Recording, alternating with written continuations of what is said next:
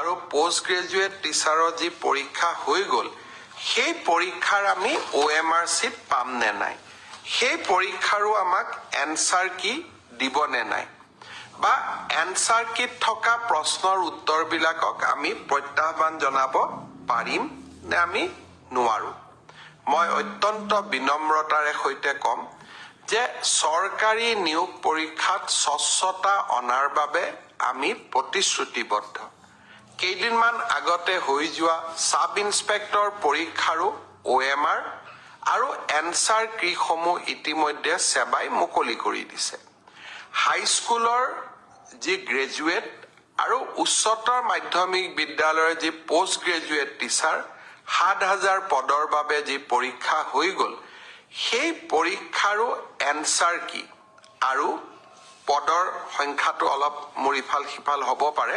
কিন্তু পৰীক্ষাটোৰ আনসাৰ কি আৰু OMR চিটসমূহ পৰীক্ষাৰ্থীসকলে যাতে পায় তাৰ ব্যৱস্থা অহা এসপ্তাহৰ ভিতৰতে সেৱাই কৰি দিব আৰু স্বচ্ছতাৰ ক্ষেত্ৰত আমি কতো কম্প্ৰমাইজ নকৰাকৈ আমি আগবাঢ়ি যাম শ্ৰদ্ধাৰ ৰাইজ শিক্ষক নিযুক্তিৰ সমান্তৰালভাৱে মই আগতে কেইদিনমান আগতে উল্লেখ কৰিছিলোঁ যে আমাৰ হৈ যোৱা এডিআৰই পৰীক্ষাৰ ফলাফলসমূহো আমি ফেব্ৰুৱাৰী মাহৰ শেষৰ ফালে বা আমি মাৰ্চ মাহৰ প্ৰথম সপ্তাহত ঘোষণা কৰিম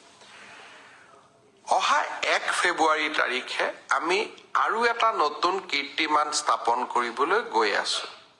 অসমৰ মেডিকেল কলেজসমূহ প্ৰতিখন জিলাতে যাতে একোখনকৈ মেডিকেল কলেজ হয় তাৰ বাবে আমি নিৰন্তৰ প্ৰচেষ্টা আগবঢ়াই গৈ আছিলোঁ অসমৰ 14 নম্বৰ মেডিকেল কলেজ